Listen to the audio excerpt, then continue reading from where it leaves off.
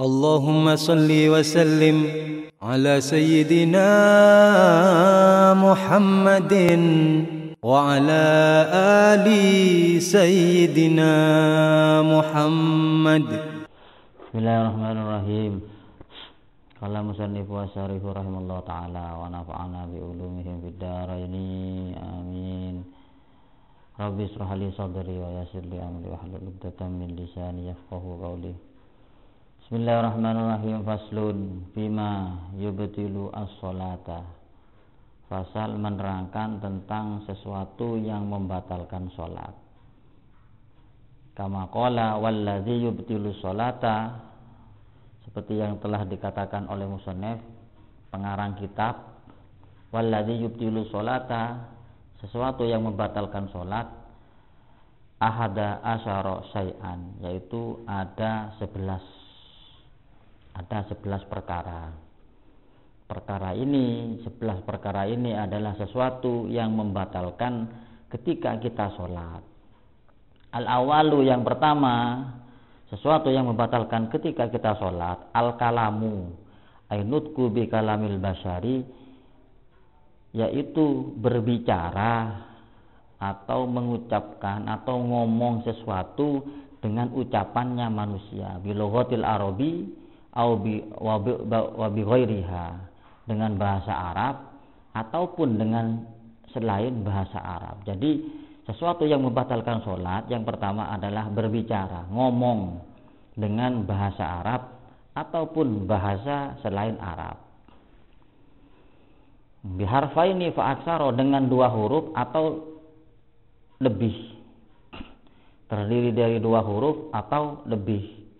Nah, itu bisa membatalkan kepada sholat. Atau 1 huruf akan tetapi itu mempunyai makna, seperti dalam bahasa Arab itu ti itu mempunyai arti ngerekso itu menjaga.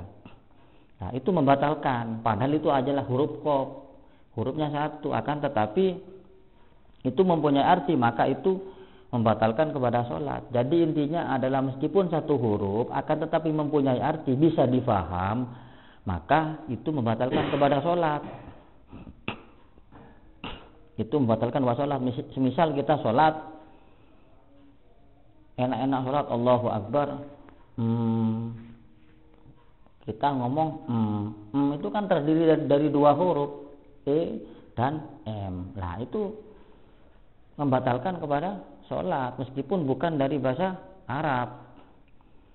Wa tahsisu bil mafhumi faqad istilahan hadisun linuhati aw harfin mafhumin. Kalau menurut ilmu nahwu, ulama nahwu, 1 huruf asalkan itu mempunyai arti dan bisa memahamkan, ya maka itu batal sholatnya.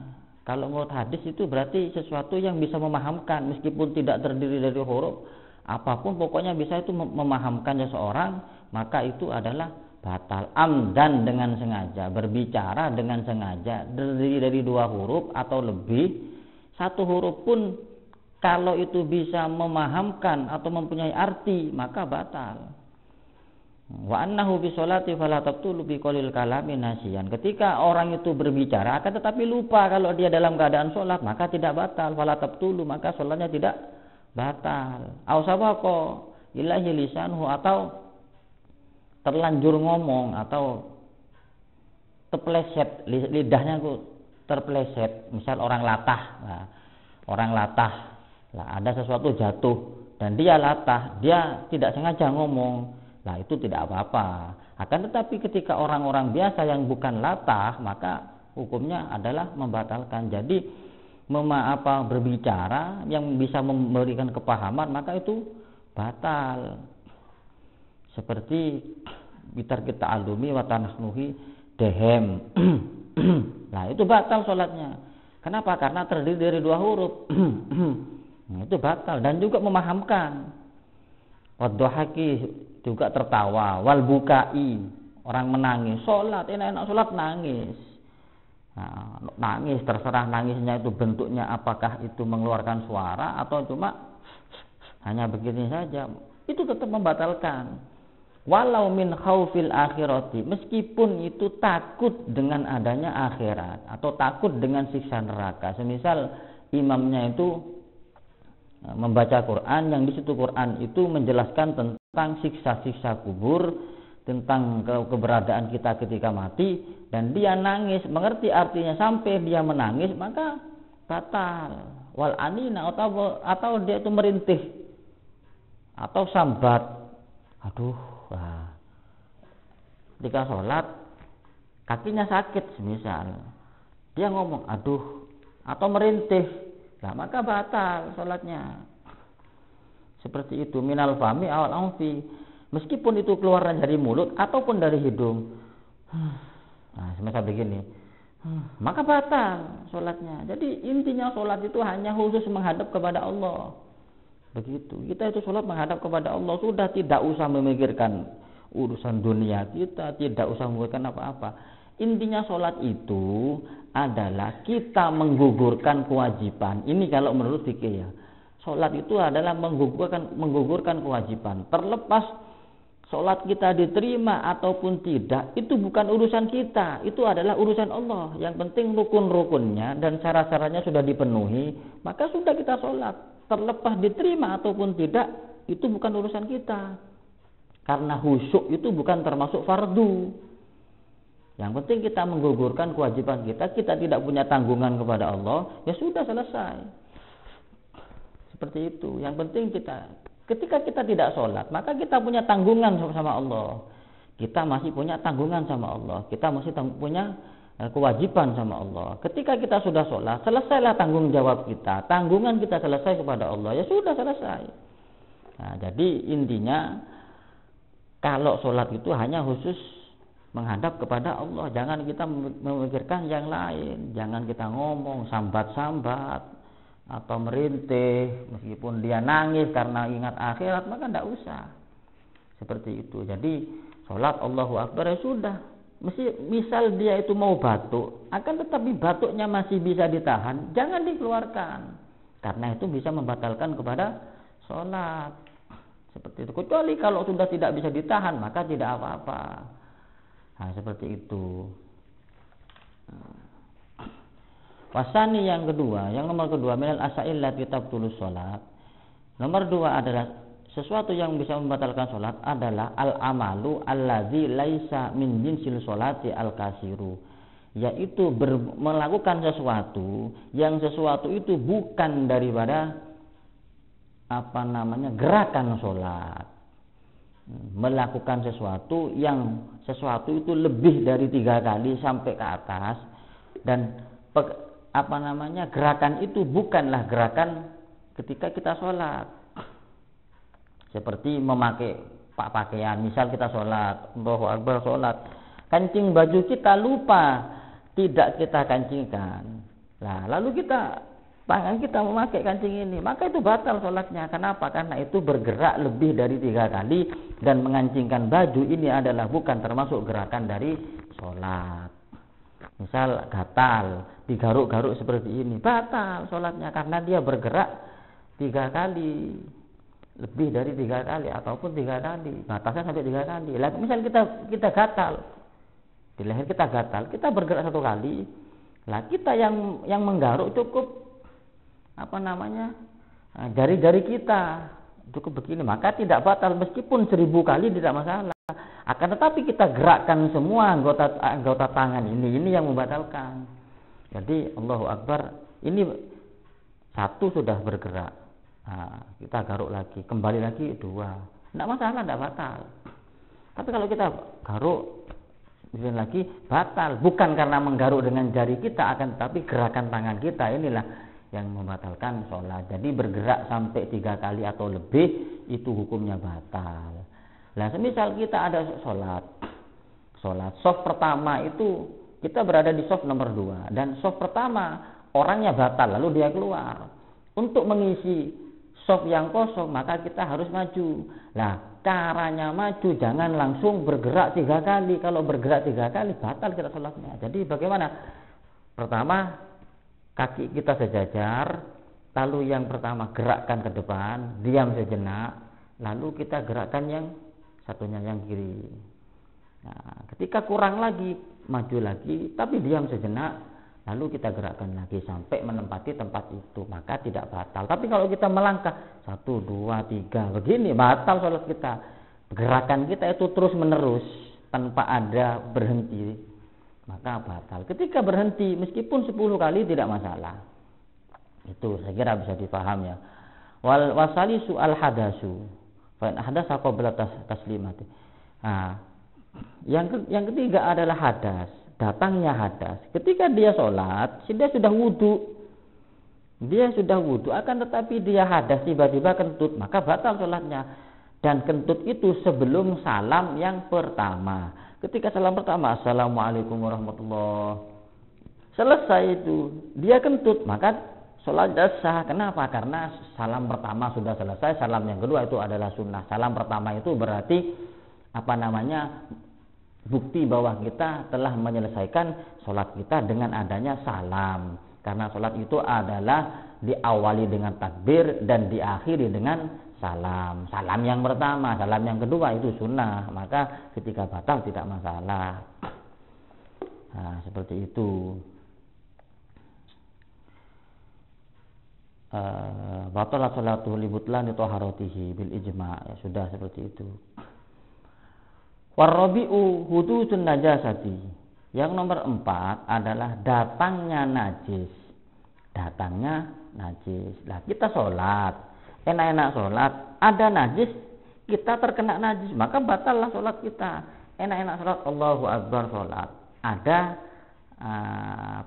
kucing kencing di sarung kita, di pakaian kita, maka batallah sholat kita. Kenapa? Hudusun najasati, datangnya najis ketika kita masih melaksanakan sholat, maka batal sholatnya. Hatta dakhala anfihi au famihi au ainihi, meskipun itu najis itu berada di dalam hidung kita atau di dalam mulut kita atau di dalam mata kita, maka batal. Enak-enak sholat, ketika membaca Fatihah ada nyamuk masuk, dan nyamuk tadi mati di dalam mulut kita. Nah, kita langsung keluarkan. Ketika kita diamkan di dalam dan dia mati loh ya. Kalau hidup tidak masalah, mati di dalam dia mati, maka dia terkena najis. Kenapa? Karena dia membawa najis, batangnya daripada hayawan itu najis. Ketika ada nyamuk, kita enak-enak sholat,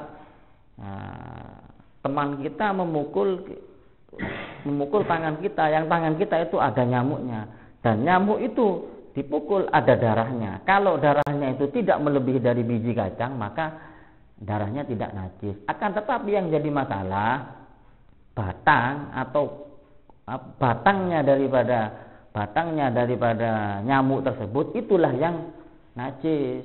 Ketika ada batang dipukul, masih ada batangnya, ada kulitnya, atau ada kakinya, atau ada apapun lah anggota tubuh daripada nyamuk, maka sholat kita batal. Tapi ketika kita Allahu Akbar, ada nyamuk mati, ada darahnya, langsung kita buang seketika itu, maka tidak batal. Seketika itu. Kalau dibiarkan, maka batal sholat kita. Seperti itu. Lau tanajjasa saubuhu bima la yu'fa anhu wa lam yajid ma'an li ghuslihi wajaba qat'u mawdi'iha. Nah, ketika kita terkena najis, tubuh kita baju kita, sarung kita kena najis, kita tidak menemukan air di sana. Semisal kita enak-enak sholat dan di baju kita atau di sarung kita ada najis yang menempel, entah itu tainya kucing kah atau apalah, itu ada di tubuh kita dan kita ada di baju kita, di pakaian kita, dan kita tidak menemukan air untuk membersihkannya, mensucikannya, maka kita potong.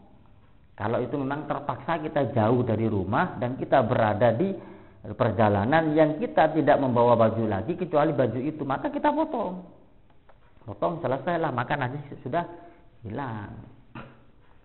Seperti itu. Tapi motongnya itu ya karena sudah batal sholatnya, maka kita potong. Seperti wala tasihu sholatu qabidu tarfi syai'in kahabalin ala najisin wa illam yataharrak bi harakatihi li'annahu hamilul limuttasilin binajasatin. Nah, tidak sah sholatnya seseorang yang seseorang itu memegang najis, ujung daripada najis, apapun najis tersebut. Misal begini, wa illam yataharrak biharakati, meskipun itu tidak bergerak dengan gerakan kita. Lebih gampangnya begini, ketika kita sholat, enak-enak sholat, teman kita iseng, tangan kita atau kaki kita ataupun baju kita diikat dengan benang, lalu benang itu ditempelkan ke tai, maka kita batal sholatnya. Kenapa? Karena kita termasuk qabidun torofisain ala najasin. Kenapa? Karena limuttasilin najasatin, karena sambungnya najis tadi dengan adanya benang, tainya di sana, kita sholat di sini. Tainya, ujung benang diletakkan di tai dan ujung yang satunya lagi ditempelkan atau diikat ke anggota tubuh kita atau pakaian kita, maka kita najis dan batal sholatnya. Loh, kan itu kan tidak terkena baju kita kan suci. Iya, baju kita suci, akan tetapi limuttasil hamilun limuttasilin najasatin, kita membawa sesuatu yang tersambung dengan najis. Paham ya? Kita membawa sesuatu yang tersambung dengan najis. Maka hukumnya batal. Salat kita batal. Walau kana tarfal habli mutlaqan ala sajurin. Sajurin nahwi kalbin. Nah, itu ketika kita salat, ya tadi diikat oleh teman kita dan ujung tali itu diikatkan ke kalungnya anjing. Ada anjing, kalungnya kan najis karena dia termasuk sambung dengan anggota tubuhnya anjing, diikatkan itu, maka najis kita. Kenapa? Hamilin limuttasilin binajasatin, dia membawa najis dia membawa sesuatu yang tersambung dengan najis. Paham ya? Jadi bukan karena anggota tubuh kita atau baju kita yang najis, akan tetapi kita membawa sesuatu yang tersambung dengan najis. Itu permasalahannya. Jadi batallah sholat kita. Saya kira ini bisa dipaham. Wal khamisu, adapun yang nomor 5, ingkisafu syai'in minal aurati. Yang nomor 5 adalah ingkisafu syai'in minal aurati, terbukanya sesuatu dari aurat kita. Kalau lelaki itu ma baina surra wa rubbah. Kita ambil pendapatnya Imam Syafi'i saja biar lebih ikhtiar, berarti pusar dan lutut itu termasuk aurat. Nah, enak-enak sholat, wa illam yasir kama tayyarat arrihu satarahu ila makanin ba'idin fa amkana satrul aurati fil hali diangkat safarihu saubahu. Ketika kita sholat, enak-enak sholat, Allahu Akbar sholat, ada angin datang, angin kencang, saking kencangnya angin itu sampai sarung kita itu terbuka ke atas, dan terbukanya itu sampai melewati daripada lutut kita. Maka ketika kita itu bisa untuk menutup seketika itu, maka kita tutup. Ketika kita biarkan, ya batal sholat kita. Karena apa? Inkisaful aurat, terbukanya aurat. Atau kita sholat, enak-enak sholat, teman kita bercanda, dibukalah sarung kita, dibuka dalam keadaan dalam jangka waktu yang lama, yang agak lama, dibuka, dan kita menutup tidak bisa karena saking kuatnya dia itu memegang sarung kita, maka batallah sholat kita. Tapi ketika dibuka lalu dilepaskan, berarti dia sebentar, maka tidak batal sholatnya. Nah, seperti itu. Inkisaful aurat itu adalah terbukanya aurat sebab adanya angin yang meniup ataupun ada teman kita yang membuka tadi. Diangka safarihu saubahu faradduhu fil hali lam tabtul sholatuhu. Akan tetapi ketika terbuka lalu kita menutup seketika itu, lam tabtul sholatuhu, maka tidak batallah sholat kita. Akan tetapi ketika kita biarkan sampai angin itu sampai lama, maka batal sholat kita. Akan tetapi ketika langsung kita tutup seketika itu, maka tidak batal sholat kita. Wasadisu taghyirun niat. Yang nomor 6, berubahnya niat. Berubahnya niat. Kita sholat Isya. Allahu Akbar. Dapat 2 rakaat. Saya pindah niat enggak jadi sholat Isya, sholat maghrib, batal sholat kita. Karena niat itu adalah termasuk fardu. Fardunya makanya kemarin disebutkan sholatnya sholat apa? Kemarin kan kita dibahas masalah niat. Niat itu harus ada di hati. Dan yang paling penting ketika sholat, niat itu menyebutkan nama sholatnya. Kalau Isya, sebutkan Isya. Kalau cuma niat sholat tok tanpa menyebutkan nama daripada sholat kita, melakukan sholat apa kita, maka sholat kita tidak sah karena niat kita tidak sempurna. Ketika kita niat sholat Isya, lalu kita berubah, tak jadi sholat Isya, meskipun itu bercanda dalam hati kita, guyonan, nggak jadi sholat Isya, sholat maghrib, batal sholat kita. Kenapa? Karena taghyirun niat, berubahnya niat. Berubahnya niat. Atau kita enak-enak sholat, Allahu Akbar sholat. Ini saya nunggu teman kok belum datang, saya sholat dulu lah sholat. Allahu Akbar sholat. Ketika dia sholat, dia ngomong, nanti kalau teman saya datang, saya batalkan sholat saya. Lah tiba-tiba temannya dapat 2 rakaat, temannya datang, ya batal sholat kita. Kenapa? Karena berubahnya niat. Nah kalau teman kita belum datang, ya tidak masalah, karena tidak berubah. Karena tadi dia ngomong, kalau teman saya datang, saya akan membatalkan sholat. Berarti kan niatnya sudah berubah. Yang pertamanya niat sholat, akan tapi dia batalkan kalau ada temannya yang datang. Berarti taghyirun niat, berubahnya niat, maka batal sholat kita. Makanya niat itu adalah sesuatu yang paling penting, itu yang niat itu tadi. Maka kita bedakan niat kita sholat Isya atau sholat maghrib, sholat subuh, dan sebutkan kita itu sholatnya fardu apa niat. Niat sholat Isya fardu karena Allah Ta'ala itu sunnah. Nah, sebutkan lagi ketika kita jamaah jadi makmum apa jadi imam. Seperti itu. Kita jadi imam apa jadi makmum. Nah, itu yang terpenting ketika kita sholat. Saya kira sekian dulu yang bisa saya sampaikan. Saya akan menjawab pertanyaan.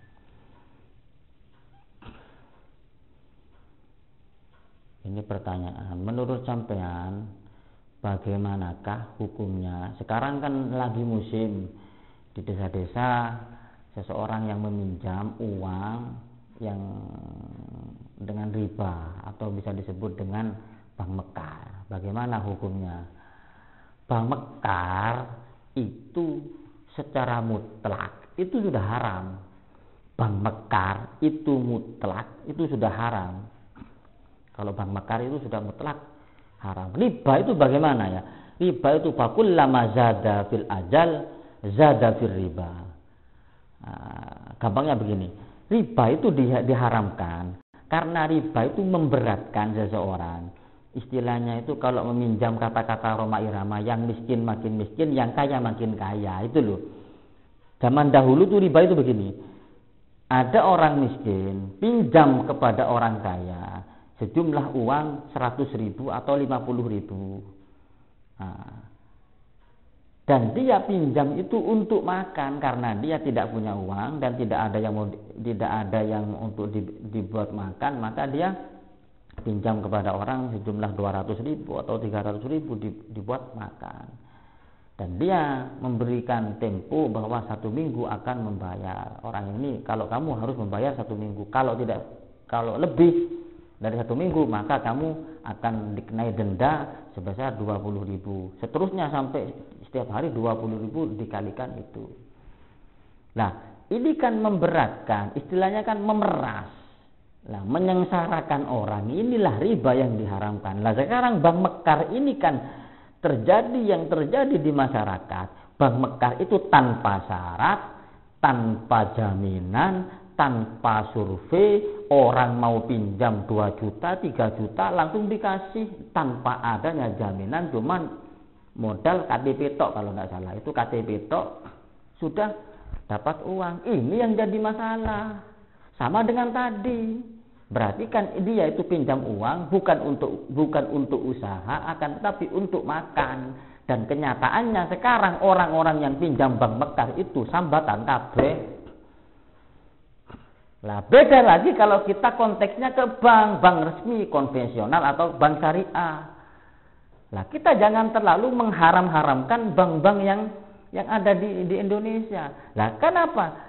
Lah zamannya berubah. Kalau dulu, nah akan tetapi kita garis bawahi, akan tetapi lebih baik kita itu tidak berhubungan dengan bank. Akan tetapi itu lebih baik tidak berhubungan dengan bank. Berhubungan dengan bank pun itu tidak masalah. Lah kenapa? Lah sekarang kita haji. Tidak mungkin, kalau zaman dahulu kita haji bisa nyelengi, tapi sekarang kan kalau haji nabungnya harus ke bank, urusannya ke bank lagi. Nah sekarang kalau memang ada orang yang mengharamkan bank, ya bukan berarti saya menghalalkan bank, bukan. Ada orang yang mengharamkan bank, tidak boleh pinjam uang ke bank, buat usaha, buat apapun tidak boleh itu, karena haram itu riba, maka riba, sembarang dalilnya keluar semua. Lah permasalahannya ketika orang ini mau usaha, tidak punya modal. Kalau dia tidak punya modal berarti dia tidak akan maju, maka tingkat kemiskinan di negara kita maka akan tidak akan terkurangi. Nah terus permasalahan siapa yang mau minjamkan uang tanpa ada embel-embel bunga apalah itu namanya? Apakah orang yang mengharamkan tadi? Kalau dia ngomong mengharamkan dan dia menjamin kalau sampean punya modal pinjam sama saya tanpa adanya bunga, nah tidak apa-apa. Nah sekarang dia melarang, akan tetapi tidak bisa memberi solusi, itu kan repot. Permasalahannya sekarang di bank itu kalau kita pinjam harus ada jaminan dan harus disurvei dan prosesnya itu lama. Beda dengan bank mekar. Kalau bank mekar pinjam 2 juta langsung dikasih, langsung cair. Dan kebanyakan bank mekar itu dibuat untuk makan. Akan tetapi kalau bank konvensional atau bank syariah itu kan kebanyakan dibuat usaha. Nah sekarang orang yang mengharamkan bank, saya tidak membela bank dan saya juga tidak menghalalkan bank. Dan saya juga tidak mengharamkan bank, tergantung kita bagaimana dan untuk apa gitu aja lah. Nah sekarang begini, ada pengusaha kaya, saya yakin 100% pengusaha kaya itu tidak akan lepas dari bank. Dia bisa sukses karena dia pinjaman dari bank atau uang yang disimpan dari bank. Saya ngomong haram hukumnya bank itu haram. Nah kita butuh bangun pondok, butuh bangun madrasah, diundang oleh orang. Yakin tidak uangnya itu bukan hasil uang dari bank? Saya ngomong haram-haram, tapi saya punya majelis atau punya pondok, butuh dana. Dan butuh dana yang jelas minta dana bukan dari orang miskin, jelas dari orang kaya. Orang kaya tadi mensedekahkan hartanya untuk pembangunan pondok. Permasalahannya orang kaya tadi kan tidak lepas dari bank. Nah kalau kita terima berarti kan kita sama saja ngomong haram tapi mau uang orang pengusaha tadi itu terlibat dengan bank, kan repot. Jadi jangan terlalu mengharamkan, jangan menghalalkan. Ya bagaimana? Tergantung kebutuhannya. Dia pinjam itu untuk apa? Kalau untuk makan itu yang dipermasalahkan, berarti kan sengsara. Dan kenyataannya orang yang pinjam ke bank itu bukannya sengsara, akan tetapi dia malah sukses. Lah kalau ada yang sengsara, inilah permasalahannya. Jadi haram halalnya tergantung bagaimana keadaannya. Sampai saya tidak terlalu mengatakan ini haram halal loh, tidak bisa. Begini loh. Khilaf ya, perbedaan pendapat antara ulama. Ini haram, ini halal. Tidak bisa kita maksa ini haram harus yang paling benar, tidak bisa. Begitu juga ini yang halal, ini yang memaksa bahwa yang halal yang benar, yang haram yang salah, tidak bisa. Khilaf tetap khilaf. Lalu bagaimana? Kita suruh milih. Istilahul ulama rahmatan lil alamin. Khilafnya para ulama itu adalah rahmatan buat kita. Sampean senang mana? Senang yang halal. Ya sudah halal. Jangan sampean menyalahkan yang haram dan sampean mengatakan ini yang harus diikuti, itu yang keliru. Khilaf tetap khilaf, beda pendapat tetap beda pendapat. Akan tetapi jangan memaksakan yang haram ini yang paling benar, yang halal yang salah. Sama dengan gereja yang kemarin itu. Kalau yang halal ya sudah halal, yang haram ya sudah haram, sudah cukup. Hilaf tetap hilaf. Sampai kapanpun hilaf itu tidak akan selesai.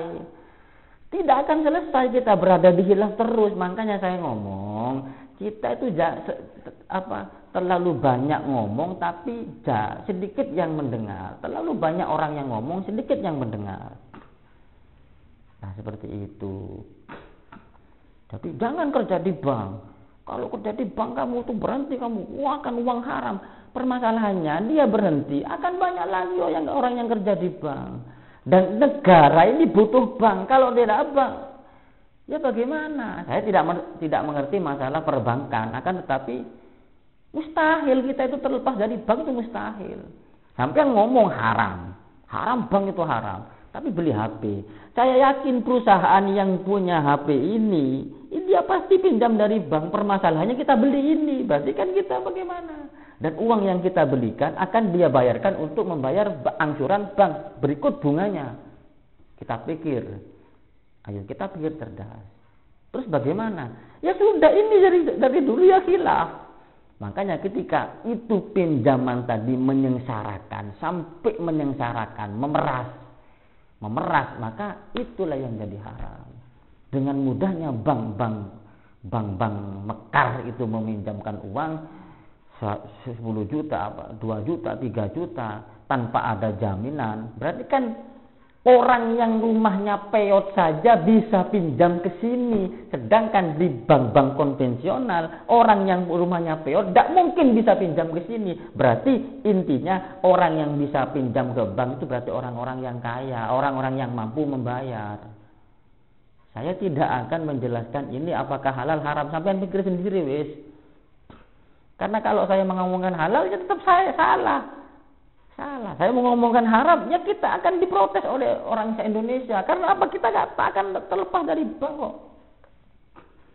Sampai ngomong haram bank, tapi pakai mobil, kan repot. Sedangkan perusahaan mobil itu tak lepas dari bank, kan repot kita. Berarti kan bagaimana? Ketika dengan mudahnya, aku lama zada fil ajal, zada fil riba. Ketika dia pinjam untuk makan, ada bunganya, sampai dia bingung untuk membayar. Berarti kan dia orang tidak mampu. Dengan mudahnya diberi pinjaman. Dia bahkan tidak punya rumah. Untuk makan saja sulit. Dengan mudahnya dia pinjamkan uang. Dan ada ribanya. Ini yang bahaya. Inilah yang haram. Akan tetapi ketika pinjam bank kan itu ada jaminan rumah, sertifikat, BPKB. Nah ini bagaimana? Tanpa bank, negara ini kemungkinan ya tidak tahu, mungkin negara ini tidak akan bisa berkembang. Permasalahannya di situ. Haji tanpa lewat bank sulit. Lah kita mau haji lewat apa? Nah, sekarang kan kita repot. Kalau zaman dahulu kan beda, makanya hukum itu tergantung bagaimana keberadaan kita, zamannya itu bagaimana. Seperti itu. Jadi kalau masalah ini khilaf itu ya, ini ya yang saya ulangi, khilaf itu sampai kapanpun akan tetap khilaf. Perbedaan pendapat atau khilafnya ulama, perbedaan pendapatnya ulama. Itu sampai kapanpun akan tetap berbeda. Kita jangan memenangkan yang haram dan kita jangan memenangkan yang halal. Yang halal jangan menyalahkan yang haram sampai memaksa orang itu harus ikut yang halal. Itu yang salah. Dan sampai yang halal ini, yang haram ini menangkan pendapatnya yang haram dan menyalahkan yang halal. Ini yang salah. Beda pendapat sampai kapanpun akan beda pendapat. Sampai kiamat pun ulama itu akan berbeda pendapat. Justru dengan adanya beda pendapat enak buat kita. Berarti kan kalau begitu saya milih yang halal saja kan sudah selesai. Ini ada satu cerita. Yai Soleh. Kalau tidak salah Yai Soleh Langitan. Itu salah satu masyayikh dulu di Langitan di tempat saya mondok.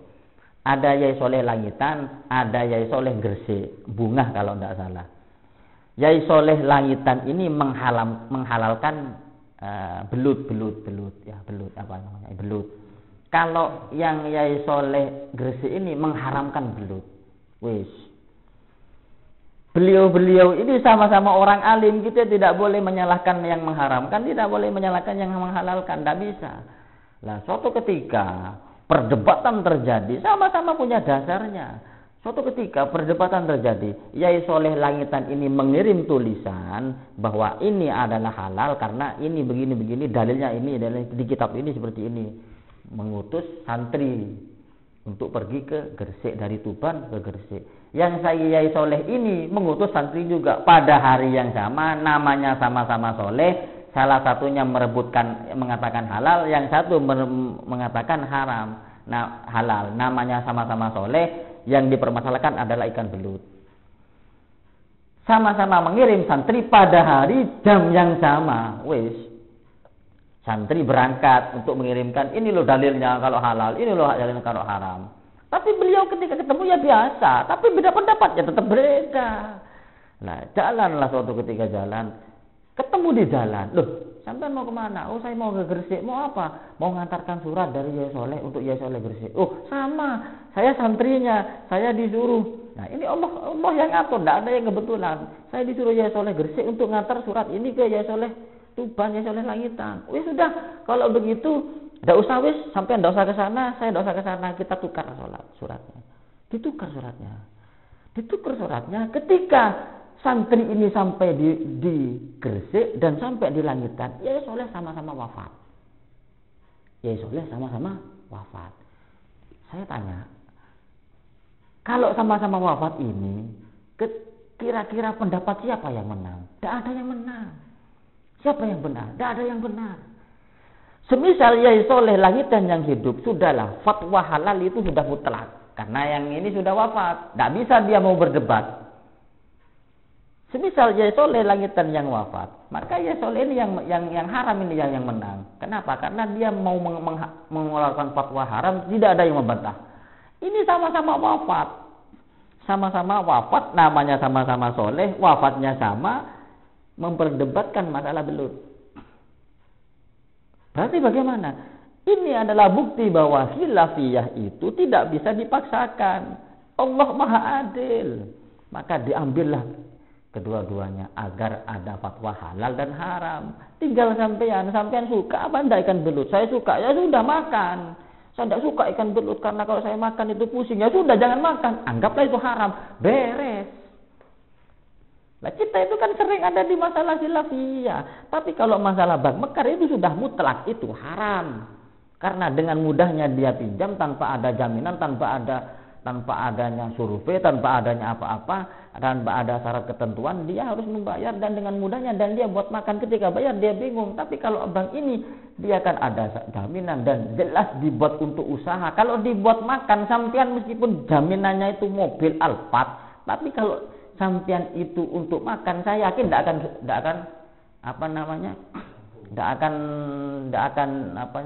akan lolos surveinya, tidak akan cair.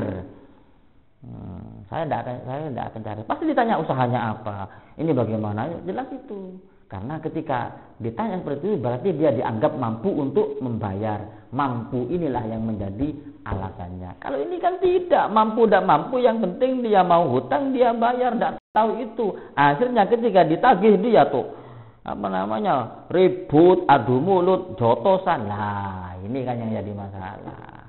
Lalu bagaimana yang benar? Ya sudah, sampai pikir sendiri sudah. Kalau dengan mudahnya sampai dia menyengsarakan, ya sudah itu. Saya kira jawaban saya seperti itu. Loh, jawabannya kok gak tegas lah? Gak tegas ini adalah bagian dari syariat. Gak tegas itu adalah bagian dari syariat. Nah, tergantung nanti kan ya repot, zaman sekarang itu repot. Kita tidak akan lepas dari bank. Tidak tegas ini adalah bagian dari syariat. Jadi kita itu jangan terlalu mengharamkan lah, jangan terlalu mengharamkan, ya jangan terlalu menghalalkan. Ya bagaimana? Ya tinggal kita bagaimana keadaan kita, mampu apa tidak membayar. Kalau tidak mampu cuma buat makan, ya sudah jangan. Tapi kalau saya tidak makan lapar, tapi kan sampean itu kalau tidak makan lapar, iya. Apakah harus hutang dengan bank mekar? Wong cari makan itu gampang. Sampean cari makan gratis gampang. Ada tetangga kita mati, tahlilan gratis, gak bayar, dapat pahala. Cuma modal duduk tuh dapat bungkusan, selesai, dapat pahala, halal makan. Banyak cara kok, tidak harus ikut bank mekar. Haram mekar itu sudah mutlak haram itu. Nah, saya kira untuk orang-orang yang hutang-hutang bank mekar segera bertobat, segera lunasi, Karena ketika Anda tidak melunasi, segera melunasi, maka Anda terus dosa. Caranya bagaimana melunasi? Ya jual apa yang ada, sudah selesai, potong sampai di situ, sudah potong saya, dan tidak akan pinjam uang mekar-mekaran lagi. Mau mekar, mau bang toyib, mau bang sempit, apa itu namanya, haram sudah. Kita tidak bahas konvensional, yang syariah tadi. Kalau yang syariah itu kan nanti itu ada, mereka-reka riba itu ada. Dijelaskan di sini sulit, harus kalau sampai pengen tahu kita ngopi bareng-bareng, karena riba itu bisa direka-reka dengan adanya akad seperti bank-bank BMT itu kan, itu diakad, saya jual seperti ada syarat-syaratnya, itu nanti itu kalau bahas itu kita ngopi bareng-bareng. Jadi untuk sampean yang kerja di bank, silakan kerja yang baik, jangan nakal, ya kerjalah seperti biasanya. Tidak usah kita mikir haram itu nanti, tidak usah kerja. Sampai berhenti kerja akan ada yang ngisi ke posisi sampean. Terus sampean mau kerja apa, mau makan apa, ribut isini dunia gara-gara itu. Ini yang bisa saya sampaikan. Mohon maaf ketika ada ucapan saya yang kurang berkenan, ataupun penjelasan saya yang kurang jelas atau kurang tegas, tidak tegas sekalipun, ya itulah bagian dari syariat. Seperti itu. Hadza minni, assalamualaikum warahmatullahi wabarakatuh.